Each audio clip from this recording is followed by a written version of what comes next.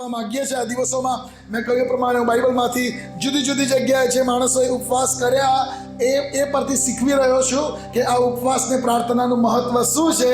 અને આણંદની મંડળીને હું આજે શીખવવા માંગુ છું કે ઈસુએ ઉપવાસ કર્યા અને એનું મહત્વ શું છે અને શા માટે કર્યા અને એમાંથી મારે તમારે શું શીખવું જોઈએ. રાઈટ. માર્કની સુવાર્તાનો પહેલો અધ્યાય કાઢો. ચાલો, માર્કની સુવાર્તા એનો પહેલો અધ્યાય, અને ત્યાં આવું લખ્યું છે 12 અને 13 કલમમાં. માર્ક પહેલો અધ્યાય 12 અને 13. આઈ એમ હેપી કે મોટા ભાગે બધાની પાસે બાઇબલ છે. વેરી ગુડ, એવું જ હોવું જોઈએ. લખ્યું છે, અને તરત આત્મા તેને રાનમાં લઈ જાય છે, અને રાનમાં 40 દહાડા સુધી તે રહ્યો, ને શૈતાનથી તેનું પરીક્ષણ થયું, અને જંગલી પશુઓની સાથે તે હતો, અને દૂતોએ તેની સેવા કરી. હાલેલુયા. અહીં લખ્યું છે, અને તરત આત્મા તેને, એકલો માર્ક જ લખે તરત. માર્ક વાંચો ને એટલે તરત શબ્દ બહુ બધી વાર આવે. માર્કની સ્ટાઇલ છે. જો કે સાચું કહું તો માર્કની સુવાર્તા છે ને એકચ્યુઅલી પીતરની સુવાર્તા છે, કારણ કે માર્ક વધારે રહ્યો છે પીતરની જોડે. સમજાય છે? માર્ક ઈસુની સાથે નહોતો. માર્ક એ તો થોડોક સમય પાઉલ સાથે રહ્યો છે અને ત્યાર પછી વધારે પીતર સાથે રહ્યો છે. એટલે માર્કે પીતર પાસેથી બહુ બધું સાંભળ્યું છે. અને કદાચ પીતર બહુ ઉતાવળ્યો હતો એટલે પેલું તરત વધારે લખાયું કે શું આપણે નહીં જાણતા. એનીવે, પણ આ માર્ક લખે છે એટલે એમાં તરત બહુ હવે આપણે સમજી લેવાનું કે એની સ્ટાઇલ છે. ઓકે, અહીં લખ્યું છે, અને તરત આત્મા તેને. હવે આપણે બીજી સુવાર્તાઓમાં જાણીએ છીએ કે આ ઈસુ એમની સેવાની શરૂઆતમાં કેટલા દિવસના ઉપવાસ કરે છે? 40 દિવસના ઉપવાસ કરે છે. અને 40 દિવસના ઉપવાસ કરે છે એની વાત અહીંયા આગળ લખેલી છે. અહીંયા આગળ આપણે બધી સુવાર્તાનો વાંચવાનું નથી, કદાચ 1 કે 2 માં ચેક કરીશું. પણ અહીંયા માર્કની સુવાર્તા કહે છે, આત્મા તેને રાનમાં લઈ ગયો. એટલે પહેલો પોઈન્ટ સમજી લો, ઉપવાસ પ્રાર્થના તમારી ઈચ્છા પ્રમાણે નહીં, આત્માની ઈચ્છા પ્રમાણે થાય. હાલેલુયા. તમારી ઈચ્છા પ્રમાણે, મારી ઈચ્છા પ્રમાણે એવું નહીં, પ્રભુની ઈચ્છા પ્રમાણે થાય તો એ વધારે સારું છે. આત્માની દોરવણીમાં થાય તો એ વધારે સારું છે. એક ભાઈ મને કે, બોલો સાહેબ, મેં છે ને 3 વર્ષથી શુક્રવાર કરું છું, હજુ કેસ જીત્યો નહીં હું. મેં કહું આ જબરું, લો કેસ જીતવા માટે શુક્રવાર ઉપવાસ કરીશ. એક જુવાનીઓ મને કે, મેં 7 શુક્રવાર ભર્યા ને તારે બાઈક નવી આવી. ઓ ભાઈ, પ્રભુ કદી આવા ઉપવાસ ઈચ્છતા જ નથી. તમારી જરૂરિયાતો માટે કોઈ દિવસ ઉપવાસ કરશો નહીં. હે કે મને નવું ઘર આપો, 7 ઉપવાસ. એને પેલું નગરપાલિકા સામે બેઠેલું મંડળ ગણાય, હમારી માંગે પૂરી કરો. કઈ સમજાય છે? આપણે બાઇબલ તો એમ કહે છે કે તમારો બાપ જાણે છે કે તમને શાની અગત્ય છે, એટલે આપશે બધું. પણ ઉપવાસ કરો, આત્મિક બળ મેળવવા માટે કરો. ઉપવાસ કરો, કૃપાદાનો પ્રાપ્ત કરવા માટે કરો. ઉપવાસ કરો, મધ્યસ્થી કરવા માટે કરો. બચાવનું કાર્ય થાય, દેવનું રાજ્ય આવે, દેવ સાથે નજદીકાઈથી જોડાવાય. આ બધા કારણો માટે ઉપવાસ કરવો જોઈએ. હાલેલુયા. મારું આ સવારનો સંદેશો સાંભળી લેજો. એમાં પણ એક રેવલેશન મેં શેર કરેલું છે. આણંદની મંડળી તમને ખબર હોય એ જરૂરી છે, એટલા માટે તમે બધા જ એ વચનોને સાંભળી લેજો. ઓનલાઈન આપેલા છે અને અત્યારનું પણ આ વચન. ઓકે, સો પહેલો પોઈન્ટ, ઉપવાસ પ્રાર્થના કેવી રીતે થવું જોઈએ? આત્માની પ્રેરણામાં થવું જોઈએ. કેવી રીતે થવું જોઈએ? વચન આધારે થવું જોઈએ. ઓકે, ઘણા માણસો કરતા જ ના, હું તો કે દર શુક્રવાર કરું. આમે ડોક્ટર કહે છે કે અઠવાડિયામાં એક ઉપવાસ સારો.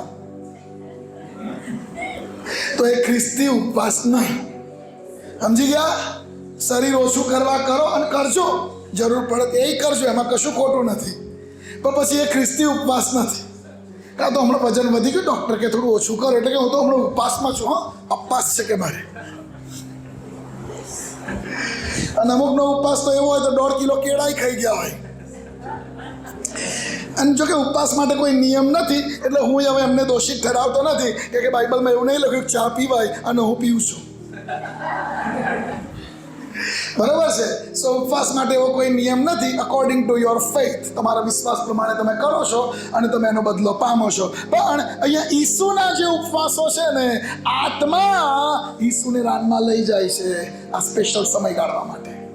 પણ એમાં બીજી એક મહત્વની બાબત, ઉપવાસ પ્રાર્થના એવી પણ હોય છે, ઈસુએ જે કરીને એ રાનમાં જઈને કરી, એકલા જઈને કરી. બાઇબલમાં અમુક ઉપવાસ પ્રાર્થના એવી છે જે બધા સાથે મળીને કરે છે. આખી મંડળી, અત્યારે આપણે શું કરી રહ્યા છે, આખી મંડળી, નડિયાદ અને આણંદની મંડળી ઉપવાસ પ્રાર્થનામાં છીએ.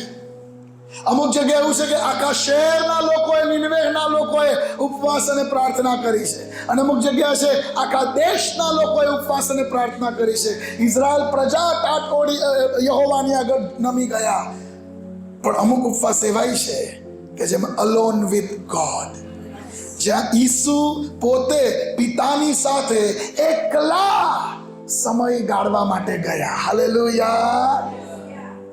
અને એટલે અમુક ઉપવાસ આવોય કરવો જરૂરી છે કે જે દિવસે તમે નક્કી કરો કાલે મારે ઉપવાસ, એટલે એવો ઉપવાસ કરો આખો દિવસ તમે દેવને મળો. ઇવન યશાયા 58 તો એવું લખ્યું છે, તમે આવો ઉપવાસ કરશો, સંસારી કામકાજ કરો છો ને, એનો મતલબ સંસારી કામકાજ કરવાનું ના પડે.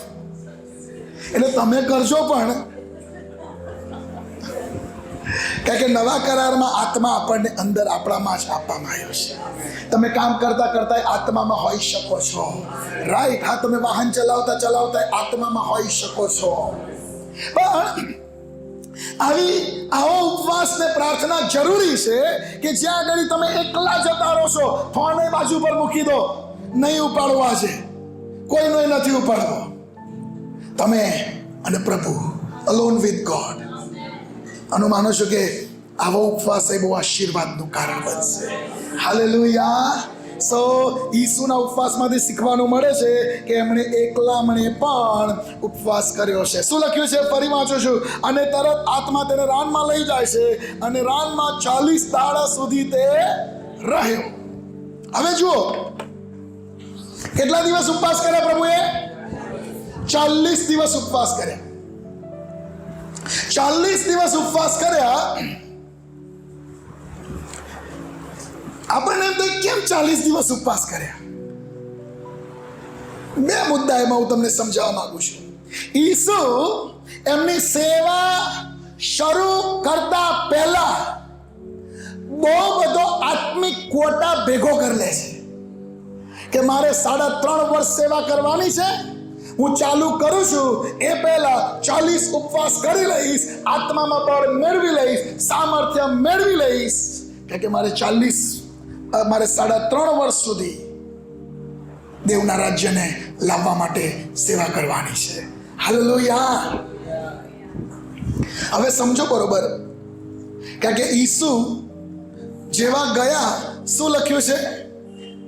શૈતાનથી તેનો, એટલે ઈસુને ખબર હતી કે આ Kingdom of God A without conflict આગળ નહીં વધે. કારણ કે ઓલરેડી એક રાજ્ય શૈતાને કબજો કરેલો છે, એને મારે તોડવાનું છે, એને હડસેલવાનું છે અને પછી એક રાજ્યને સ્થાપન કરવાનું છે. અને હું તમે જે કરીએ છીએ એમાં કોન્ફ્લિક્ટ તો રહેશે, સંઘર્ષ તો રહેશે, કારણ કે આપણે એક રાજ્યને તોડવાનું છે અને બીજાને સ્થાપન કરવાનું છે. હાલેલુયા. અને એટલે ઈસુએ સેવા કરતા પહેલા, સેવા શરૂ કરતા પહેલા જ એટલું બધું આત્મિક પોષણ મેળવી લીધું કે હવે ગમે તેવું ભૂત હશે ને તો કહે છે કે નીકળ. એવું નહીં કે અશુદ્ધ આત્માનો કેસ આવે પછી કહેવું પડે તું કાલે સાંજે જો હું આવું છું ને કાઢું છું. કેમ? તો કે કાલે ઉપવાસ કરીને થોડું સામર્થ્ય મેળવીને આવું ને, અત્યારે તો નહીં આવે બહુ એટલું બધું. ઈસુએ શું કર્યું? 40 દિવસ પહેલા જ ઉપવાસ કરી લીધા. એક સામર્થ્યનો કોટા ભેગો કરી લીધો. અને इंग्लिश में भी कैसी कहावत है ना, इंग्लिश में कुछ कहावत है किशोर भाई, आई डोंट नो, उसका लास्ट सेंटेंस आता है run a mile, stay a while, run a mile, ऐसा कुछ है, रेस्ट अ वाइल और एंड रन अ माइल, ऐसा એવી કહેવત છે કે ભાઈ થોડો એવો સમય તમે યહોવાની હજુરમાં વિતાવો છો અને લાંબુ દોડો છો. અને ઈસુએ આ જ કર્યું છે. આપણે 7 દિવસની ઉપવાસ પ્રાર્થના ચાલુ કરીને તો અમારી એક દીકરી કહે છે કે હું ઉપવાસ તો કરવાની જ છું, સાવ સિંગલ બોડી. એટલે ઉપવાસ તો કર્યો, સવારથી ઉપવાસ કર્યો, પછી બપોર 2 વાગે પ્રાર્થના મિટિંગ ચાલુ થઈ. 2 વાગ્યાની પ્રાર્થના મિટિંગમાં આનંદથી ગીતો ગાયા, પછી 2:30 તો ચક્કર આવવા માંડ્યા. એટલે પછી મેં કહ્યું બેટા તું બેસા જા, કશું એને પીવડાવો ભાઈ, અને પછી ઘેર લઈ જઈને ખવડાવો. પછી મેં એને કહ્યું, મેં કહું બેટા અમારા લોકોને કેવું છે, અમે ખાસું બધું ભેગું કરેલું છે, એટલે અમે 7 દિવસ નહીં 14 કરીશું કે 21 કરીશું ને તો અમારો એટલો સંગ્રહ છે ચરબીનો કે અમે નહીં ખાઈએ તો એ ઓગળી કામમાં આવવાની છે. જ્યારે તારા તો એવું છે કે રોજ કી રોટી આજ હમે દે, તું આજે ખાઈશ તો જ તાર મેર પડશે, તારા રોજનો ખોરાક ખાવો જ પડે તો જ તારથી જીવાય એવું છે. જ્યારે અમારે બધું ભેગું કરેલું છે. હા કે ના? મારા સ્નેહલભાઈ તો 400 દાડા કરે તોય ચાલે એટલું છે. 40 ની શું વાત કરો છો? પણ સમજો કે ઈશ્વરે શું કર્યું? સ્પિરિચ્યુઅલી એ બધા જે અધિકાર, સામર્થ્ય એ બધું એમણે પહેલા જ ધડાકે અચીવ કરી લીધું, મેળવી લીધું. કેમ? મારે 3.5 વર્ષ સેવા કરવાની. યાદ રાખો, ઈસુ 100% માણસ તરીકે આ પૃથ્વી પર હતા. 100% માણસ તરીકે હતા, એટલે એમણે સામર્થ્ય તો ઉપરથી જ મેળવવું પડતું હતું. એમણે સંગત તો બાપની સાથે કરવી પડતી હતી, અને એમને દોરવણી પવિત્ર આત્મા દ્વારા મળતી હતી. સેમ મારા તમારા માટે છે એવું જ. એટલે ઈસુએ આ સેવા શરૂ કરતા પહેલા 40 દિવસના ઉપવાસ કરી નાખ્યા. હવે આવી જાઓ, એને કઈ સમજાય છે? અને એટલે આ બહુ અજાયબ બાબત છે. ઉપવાસ અને પ્રાર્થના તમને લાંબુ દોડવા માટે તૈયાર કરે છે. ઉપવાસ અને પ્રાર્થના તમને લાંબુ દોડવા માટે તૈયાર કરે છે. ઉપવાસ અને પ્રાર્થના તમને તમારી સેવાના એ દરેક સમયોમાં જે સંકટો કે સમયોની જરૂર પડવાની છે ને, એ બધું સામર્થ્ય, અનોઇન્ટિંગ, કૃપા, જ્ઞાન, રેવલેશન બધું જ આ ઉપવાસ ને પ્રાર્થનામાં દેવ તમને આપવા માંગે છે. હાલેલુયા. એટલે ખ્રિસ્તી માણસ કદી શૈતાનથી હારેલો ના હોય. ઘણી વાર ખ્રિસ્તી માણસો કે સાહેબ આવજો ને માગે પ્રાર્થના કરવા આવજો, મારા વાઈફને રાતે કશુંક દેખાય છે. અને મને એમ થાય વિશ્વાસી કુટુંબ તમે નસાવા, મારે ક્યાં આવવાની જરૂર છે? એક ખ્રિસ્તી વિશ્વાસી એ જાણવું જરૂરી છે, મારામાં જે છે એ આ જગતમાં જે છે એના કરતા મોટો છે. હાલેલુયા. અરે આપણે એને હરાવનારા છીએ, પણ જો આ ઉપવાસ પ્રાર્થનાથી પેલું ભેગું કરેલું ના હોય તો બીક લાગે. પછી વિચાર ના ઘર છે, હા જૂનું એક ફેમિલી રહેતું હતું ને, હડકી મરી ગયેલી.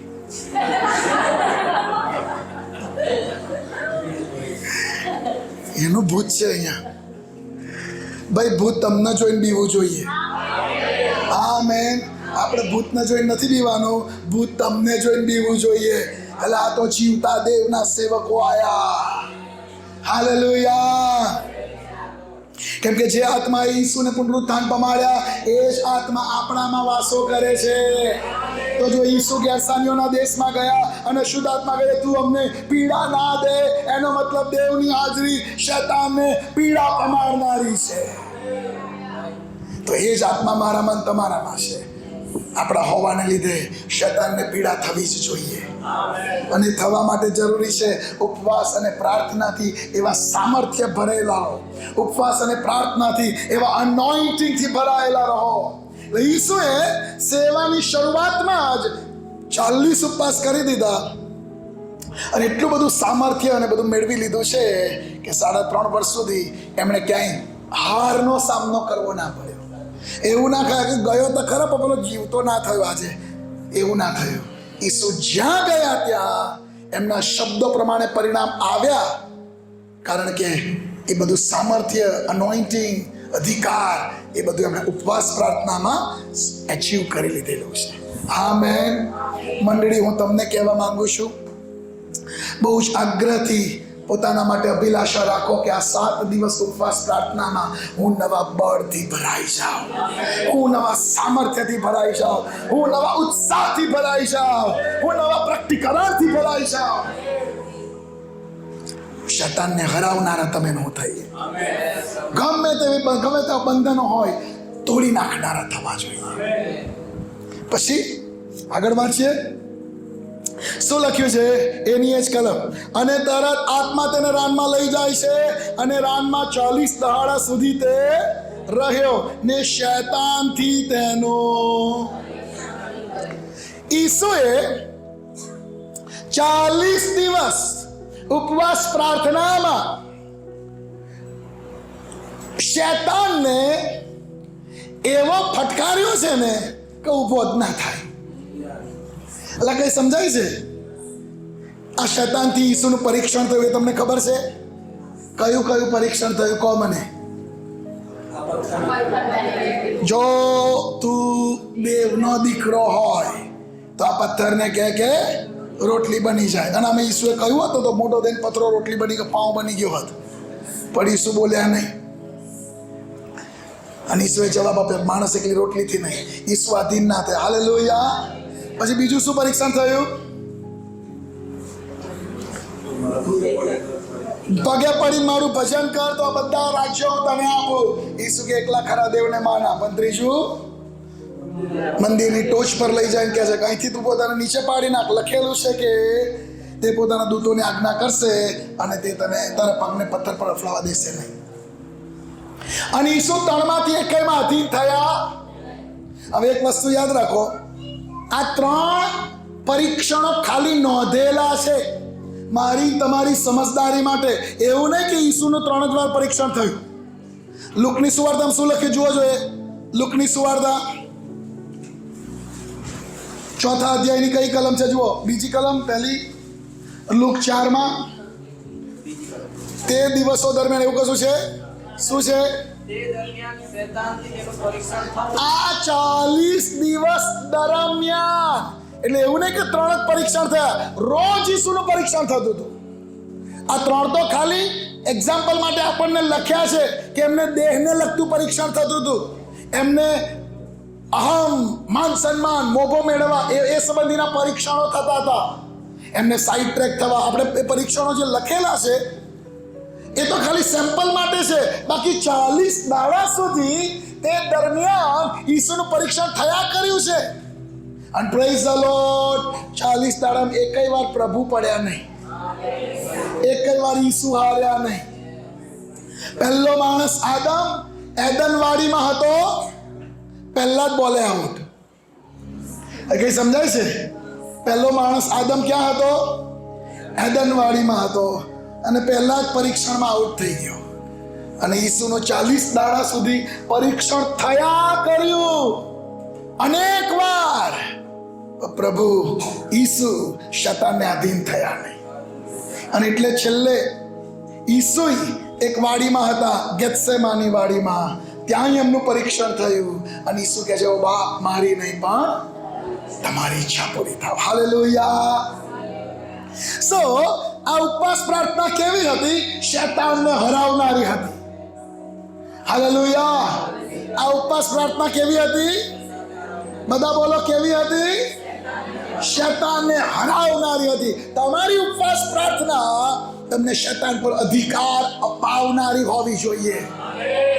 ઉપવાસ કર્યા પહેલા બીડી પીતો તો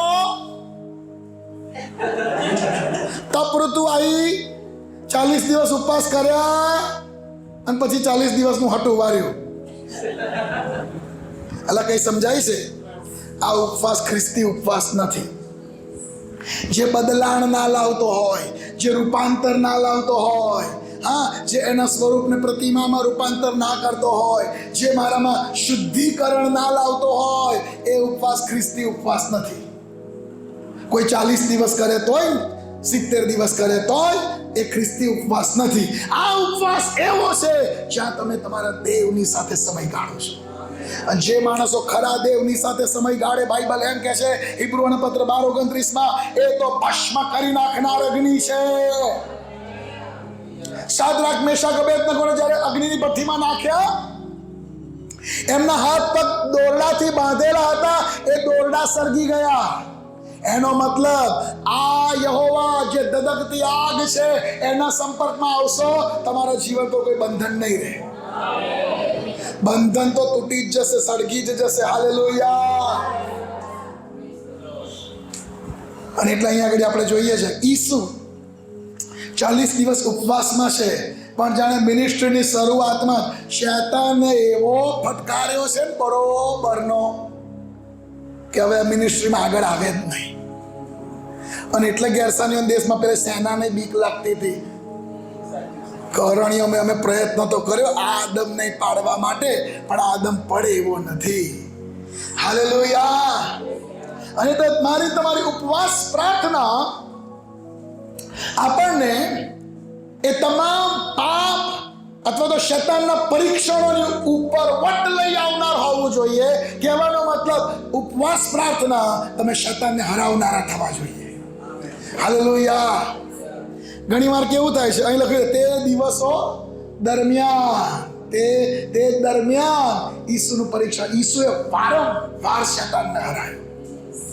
અમુક વાર અમુક માણસોને પ્રકટીકરણ નહીં મળતું. અમુક માણસોને પ્રકટીકરણ નહીં મળતું. એક યોઆશ નામનો રાજા હતો, અને યોઆશ નામનો રાજા એલીશા પ્રબોધક મરણ તોલ માંદો પડ્યો તો હવે એના મરવાના સમય પાસે હતા. અને આ યોઆશ રાજા એલીશાને મળવા જાય છે. અને જ્યારે એલીશાને મળવા જાય છે, જેમ કે છે મારા બાપ રે ઇઝરાયલના રથો અને તેના ઘોડે સવારો. અને એલીશા કહે છે ઉભો રહે, હું કહું એટલું કર. બારી ખોલવામાં આવી. તારા હાથમાં તીર અને ધનુષ્ય લે. એણે તીર અને ધનુષ્ય લીધા. અને પછી કહે છે કે હવે કામ કર, તીર છોડ. એટલે એને બારીમાંથી બહાર તીર છોડ્યું. બારીમાંથી તીર છોડ્યું. એ દરમિયાન એલીશાએ પોતાનો હાથ યોઆશના હાથ ઉપર રાખ્યો. અને જેવું એને તીર છોડ્યું, એલીશા એવું બોલ્યો, અરામ ઉપર યહોવાના જયનું બાણ. હવે આટલાથી યોઆશને પ્રકટીકરણ મળવું જોઈતું હતું કે આ જે કૃત્ય મેં કર્યું, આ કૃત્ય ખાલી તીર છોડવાનું કૃત્ય નથી, મેં આખા અરામને હરાયું કહેવાય.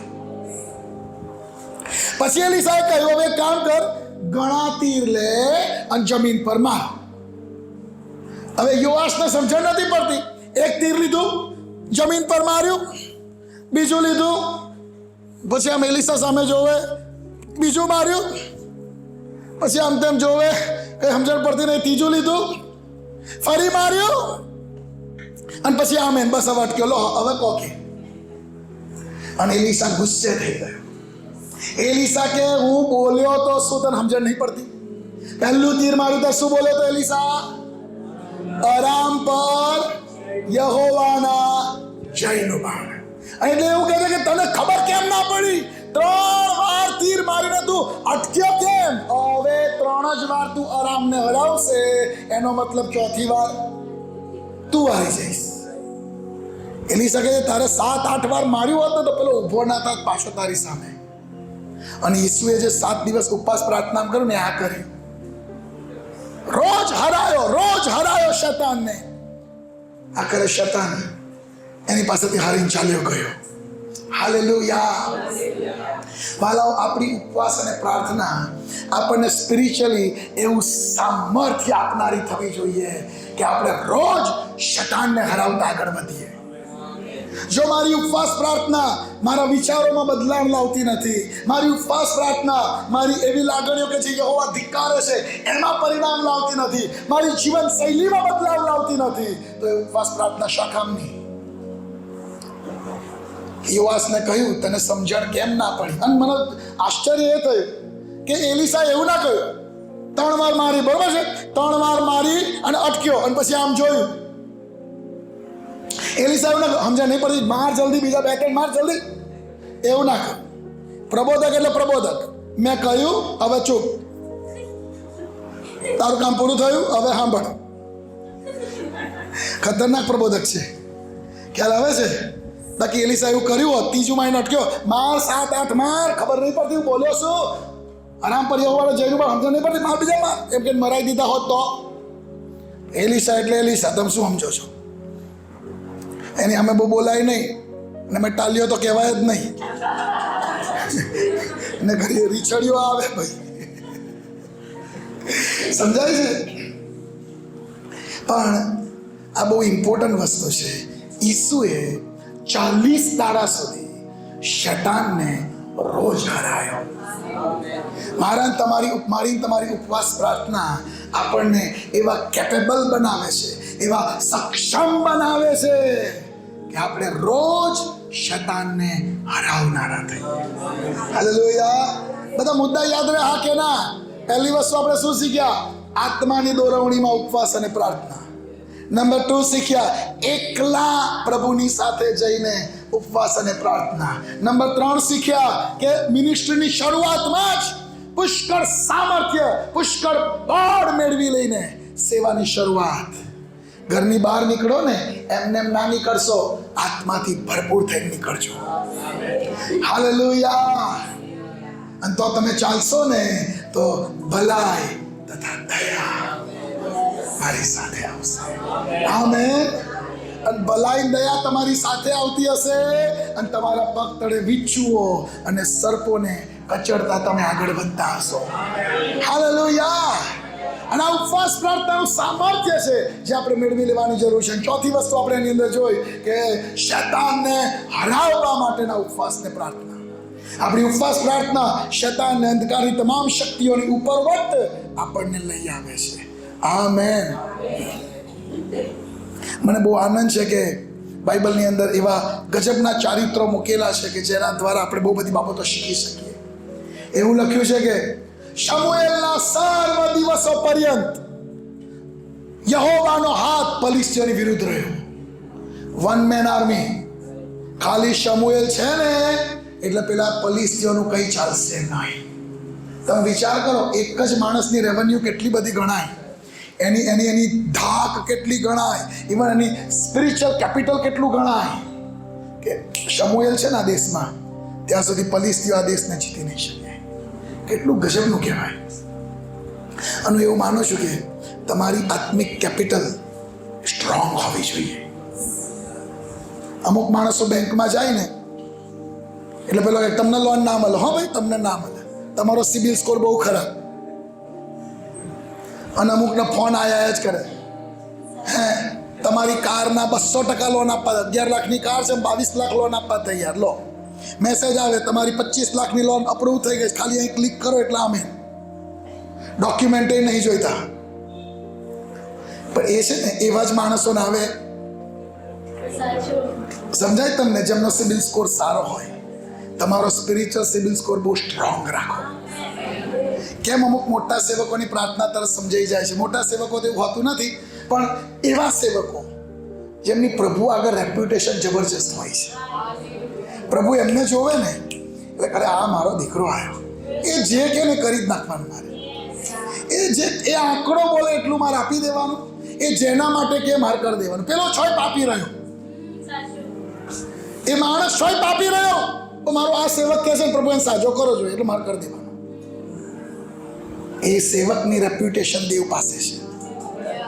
આપણે આપણી રેપ્યુટેશન, આપણું ચારિત્ર અને આપણો પ્રેમ, આપણો સંબંધ એવો સ્ટ્રોંગ બનાવીએ કે આપણી એકેય પ્રાર્થના ફોકટ ખાલી ના જાય.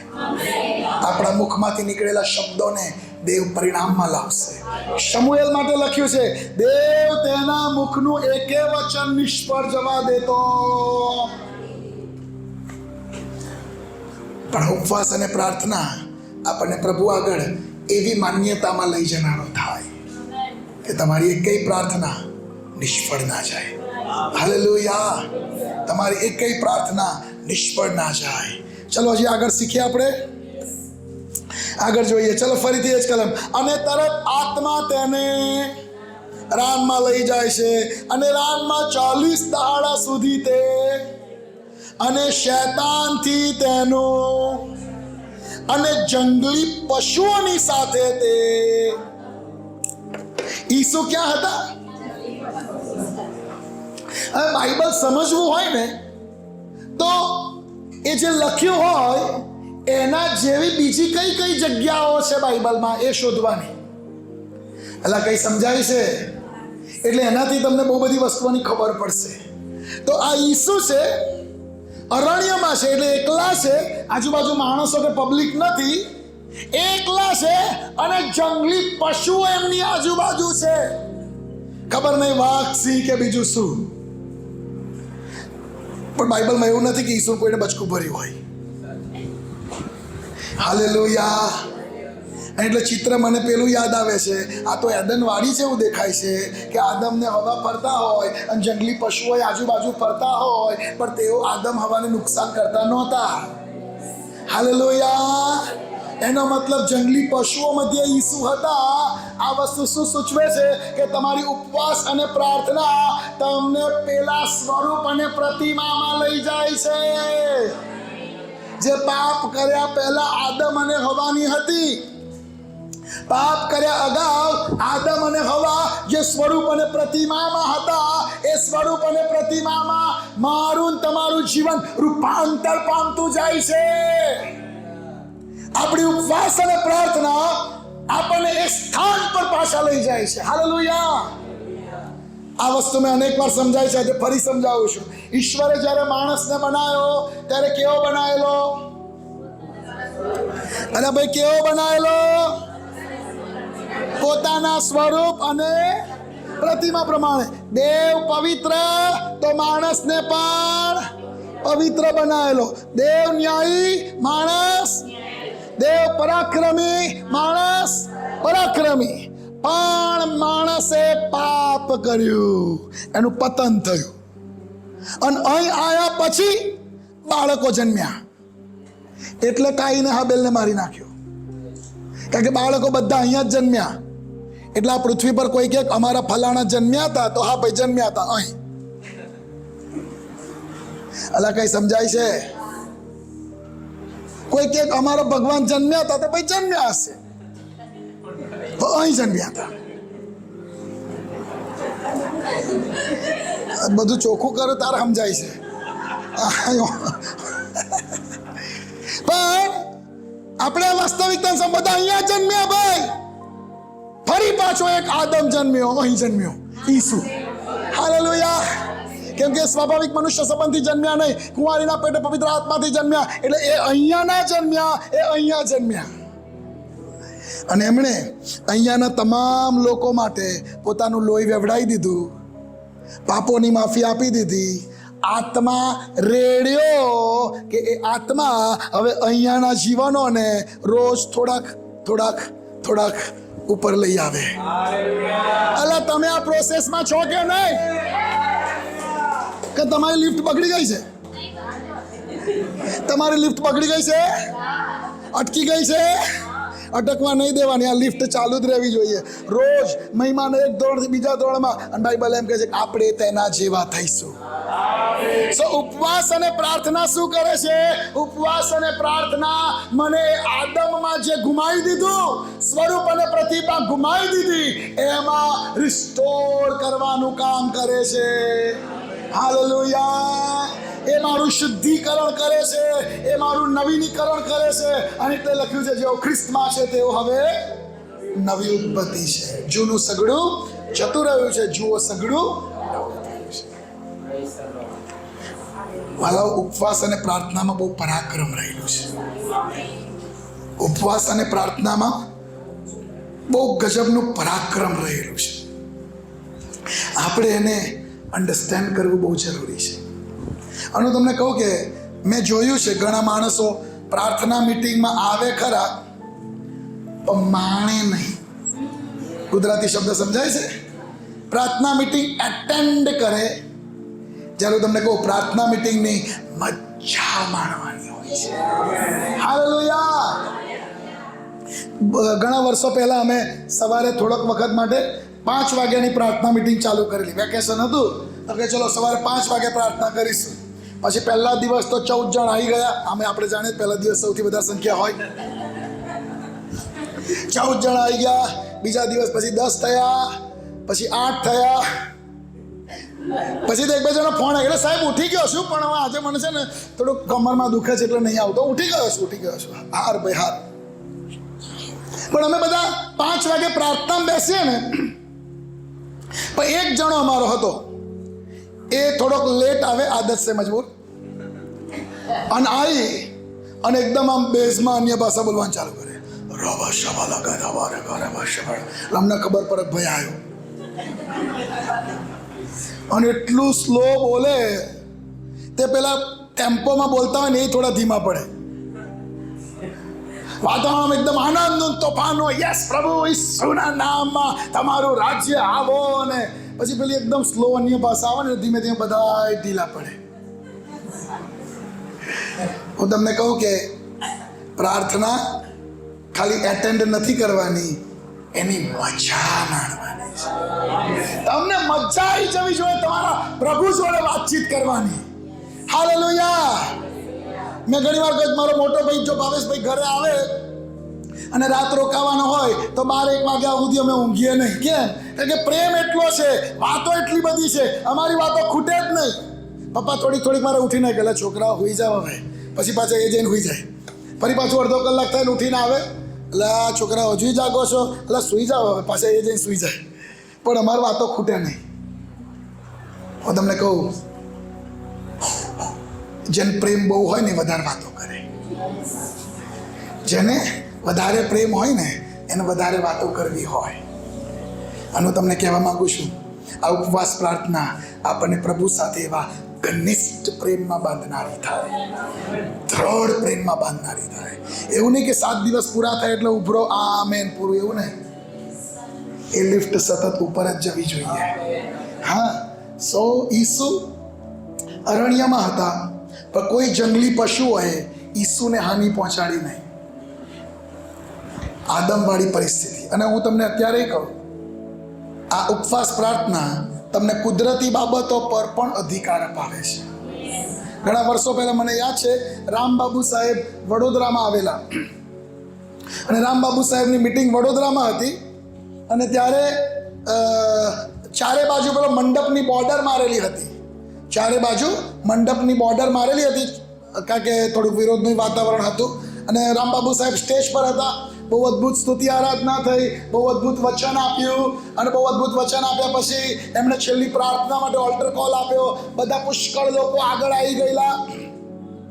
જબરજસ્ત પ્રાર્થનાનો સમય ચાલતો હતો, અને એ મંડપની બોર્ડર મારી હતી, અને 2 દરવાજા રાખેલા. એક દરવાજો હોય ને એક દરવાજો આ બાજુ હોય, એવી રીતે. એક દરવાજો આ બાજુ, એક દરવાજો આ બાજુ, એમ છે પાછળ.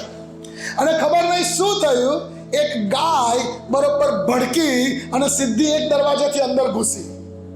અને જેવી અંદર ઘૂસી, ખુરશીઓ પરથી આમ કૂદતી ને સીધી પબ્લિકમાં જ આવવા ગઈ, અને અફડાતફડી મચી ગઈ. લોકો નાસભાગ કરવા લાગ્યા, ગાય આવી કરીને. અને મને યાદ છે, હું ત્યાં આગળ જ હતો, રામબાબુ સાહેબ સ્ટેજ પર હતા. એમણે જોયું કે ગાય આવી, અને એમણે સીધું જ કહ્યું, ગાય ઈસુના નામમાં પેલા દરવાજાથી બહાર જા. અને એ ગાય ત્યાંથી જ વળી સીધી પેલા રસ્તે બહાર. હાલેલુયા. ઉપવાસ ને પ્રાર્થનાનું સામર્થ્ય. હાલેલુયા. ઉપવાસ અને પ્રાર્થનાનું સામર્થ્ય છે કે એ તમને કુદરતી બાબતો પર, પ્રાણીઓ પક્ષીઓ પર, જ્યાં કંઈ તમે અવાજ ઉઠાવશો કે તમારો હાથ લંબાવશો, ત્યાં પરિણામ આપવા માટે તૈયાર છે. આમેન. અને એટલે વાલાઓ, આપણી ઉપવાસ અને પ્રાર્થના એ બહુ જ મૂલ્યવાન છે. મેં આ 5-6 પોઈન્ટ કીધા. હજુ એક છેલ્લો પોઈન્ટ કહી દઉં. ચાલો ફરીથી કલમને વાંચીશું આપણે. અને તરત આત્મા તેને રાનમાં લઈ જાય છે, અને રાનમાં 40 દાડા સુધી તે રહ્યો, ને શૈતાનથી તેનું પરીક્ષણ થયું, અને જંગલી પશુઓની સાથે તે હતો, અને દૂતોએ તેની. હાલેલુયા. તમારે દૂતોને કામે લગાડવા છે. તમે ઈચ્છો તો તમે ચાલો ને, આજુબાજુ આમ બોડીગાર્ડ હોવા જોઈએ. આપણી ઉપવાસ ને પ્રાર્થના દૂતોની સેવાને એક્ટિવેટ કરી દેશે.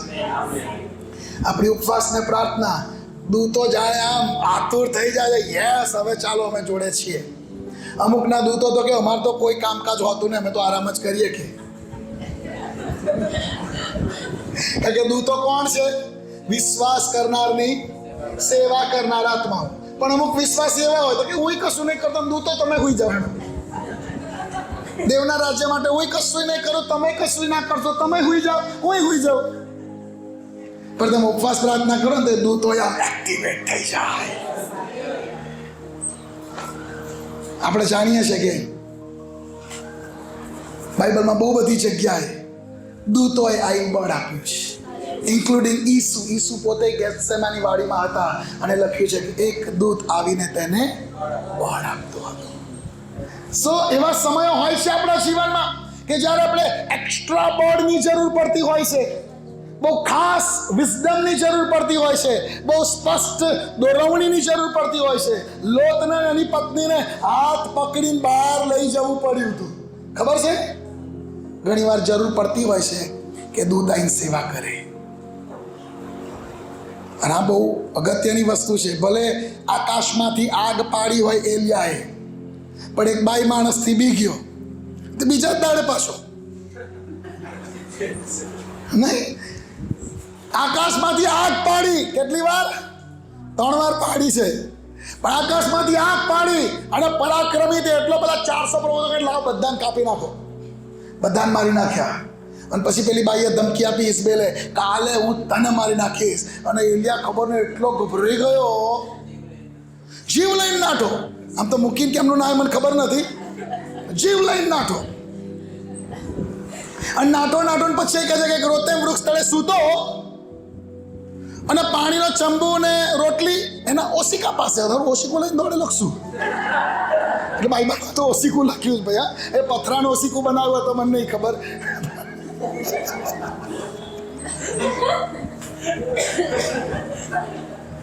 એ બાઇબલ વાંચો તો ધ્યાનથી વાંચવાનું.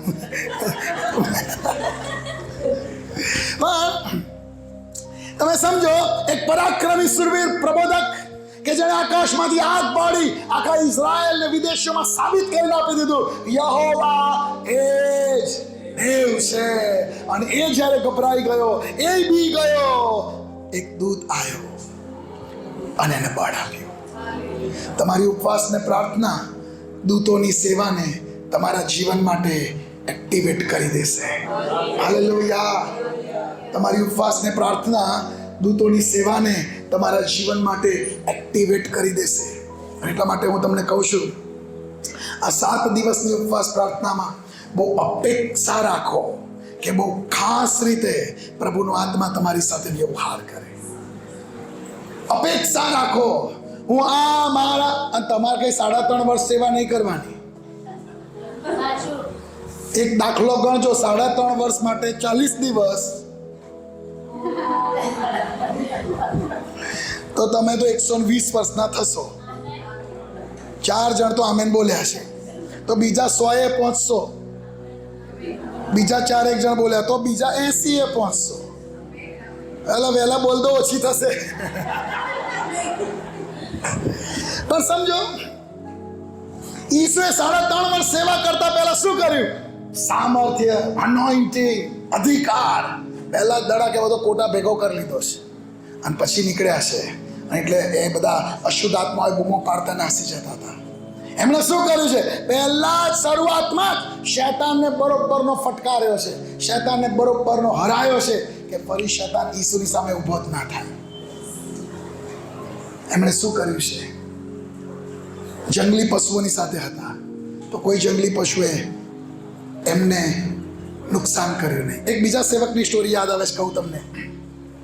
એક બીજા સેવક પરદેશના છે અને એ સેવક, ત્યાંના સેવકો એવું કરે, એમની કાર હોય ને, કારની પાછળ એક કેરાવાન કરીને હોય, એવું એક નાનું ઘર જેવું જ હોય, એ પૈડા પર હોય એમ. એટલે એ લોકો એની પાછળ, કારની પાછળ આમ બાંધી દે, એવો ડબ્બા જેવું હોય, પણ અંદર ઘર હોય, સુવાની જગ્યાએ ફ્રીજ હોય, ઓવન હોય, એટલે ખાવાનું લઈને જવાનું. તો એ લોકો બહુ બધા આવું કરતા હોય છે કે એ લોકો એવા 1-2 દિવસ પ્રેયર માટે જંગલમાં નીકળી જાય.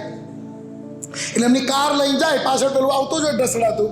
એટલે પછી ત્યાં જાય અને જંગલમાં એ લોકો આખો દિવસ ફરે, બાઇબલ વાંચે, પ્રાર્થના કરે, મોટેથી ગીતો ગાય અને પછી પેલી કેરાવાનમાં સૂઈ જાય રાત્રે. અને એવી રીતે એ લોકો 2 દિવસ 3 દિવસ પ્રાર્થના માટે જતા હોય છે. એવા એક સેવકની વાત છે. અને એવો એક સેવક જંગલમાં પ્રાર્થના માટે ગયેલો અને એની ખુરશીમાં બહાર બેસી અને બાઇબલ વાંચતો હતો. અને બપોરનો સમય હતો અને બપોરના સમય બાઇબલ વાંચતા હતા અને એણે એકદમ જ જોયું તો સામેથી એક ગેંડો બહુ જ આમ ગુસ્સામાં એની તરફ બહુ ઝડપથી દોડતો આવતો હતો. અને સેવક એક સેકન્ડ માટે તો સમજી ના શકે કારણ મારી પર આટલો બધો ગુસ્સો કેમ આવે છે. અને પેલો ગેંડો તો બહુ જ ગુસ્સામાં દોડતો સેવકની તરફ આવતો હતો. અને સેવક એકવાર તો ગભરાઈ તો ગયા, ઊભા થઈ ગયા. અને પછી એમને યાદ આવ્યું, આ તો મારા પ્રભુનું સર્જન છે અને જેના બધા પર મને અધિકાર આપ્યો છે. એટલે સેવક કહે છે કે એની બુકમાં લખે છે, હું એ ગેંડાની સામે આ બહુ જ પ્રેમથી જોતો ઊભો થયો. મેં કશું કરીને એની આંખોમાં આમ શાંતિથી બહુ જ પ્રેમથી જોતો રહ્યો. અને ગેંડો એકદમ દોડતો આવ્યો મારાથી 5-10 ફૂટ દૂર આવીને એકદમ શોર્ટ બ્રેક મારી. ફરી ખબર નહીં શું થયું, થોડીક વાર જોઈ રહ્યો, આમ થયો તેમ થયો અને પૂંછડી હલાવતો જતો રહ્યો. હાલેલુયા. ઉપવાસ અને પ્રાર્થનાનું સામર્થ્ય તમને કોઈ હાનિ પહોંચાડી શકશે નહીં, તમારું કોઈ નુકસાન કરી શકશે નહીં. એ તમને એવા સામર્થ્યમાં જીવાડશે, એવા અભિષેકમાં જીવાડશે, એવા પરાક્રમમાં જીવાડશે કે શત્રુની કોઈ તાકાતો તમારી સામે ચાલશે નહીં. આદમના સ્થાનમાં એ સ્વરૂપ અને પ્રતિમા જે દેવનું હતું એ ધોરણ સુધી તમને અપલિફ્ટ કરે છે, તમને ઊંચાઈઓ પર લઈ જવાનું કામ કરે છે. અને માટે આપણી ઉપવાસ પ્રાર્થના આ બધા પરિણામો લાવે એ જરૂરી છે. આમેન. આ બધા પરિણામો આવે એની જરૂર છે.